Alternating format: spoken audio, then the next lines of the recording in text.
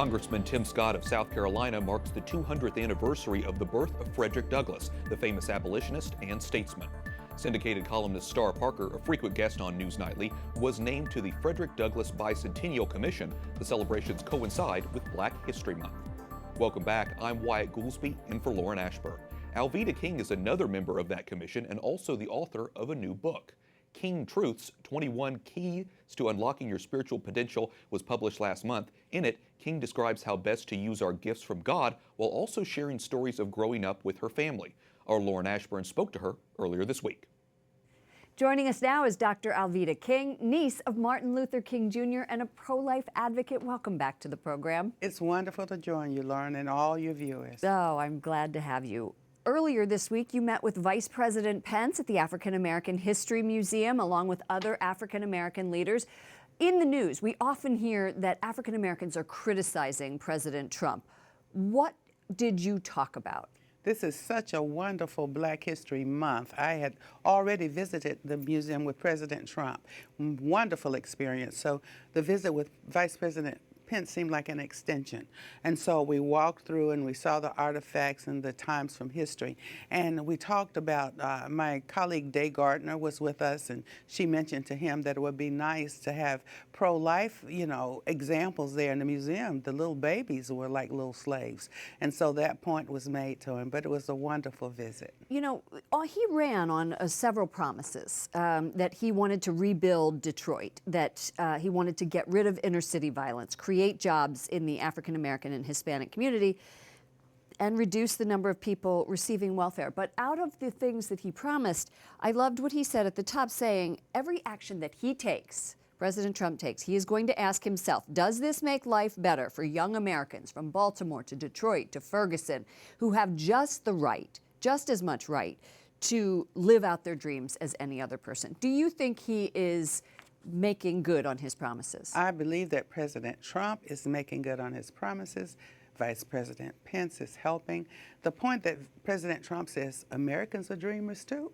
So we've got our millennials who have dreams. So the president, with the job market going up, with the unemployment going down, with the aborted babies and the mothers and fathers being considered now in the equation to make America great again, saying we can find other alternatives to abortion. All of these things that are occurring are making America great again, really. The Congressional Black Caucus, black female lawmakers, some members did not show up at the State of the Union, and they criticize him not just for recent comments about race, but for racial discrimination at his businesses, the attack of Barack Obama not having a birth certificate. It goes on and on. Let's listen to what he had to say at the State of the Union. African American unemployment stands at the lowest rate ever recorded.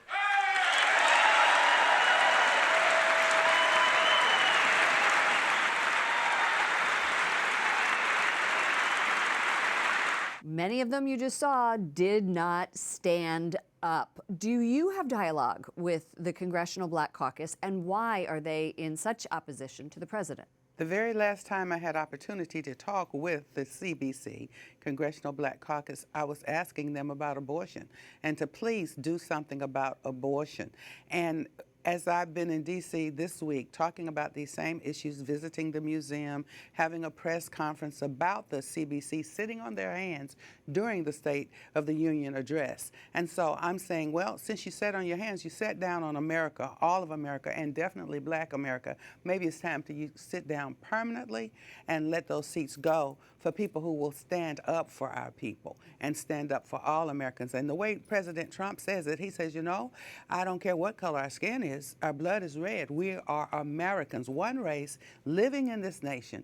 And we're going to have to do what my Uncle Martin Luther King said. We have to learn to live together as brothers and sisters, or perish together as fools. And perish together as fools. Right before we go, I know that recently you were on Air Force One when the president signed a bill making Dr. King's birthplace a National Historic Park. It was a site, but now a park.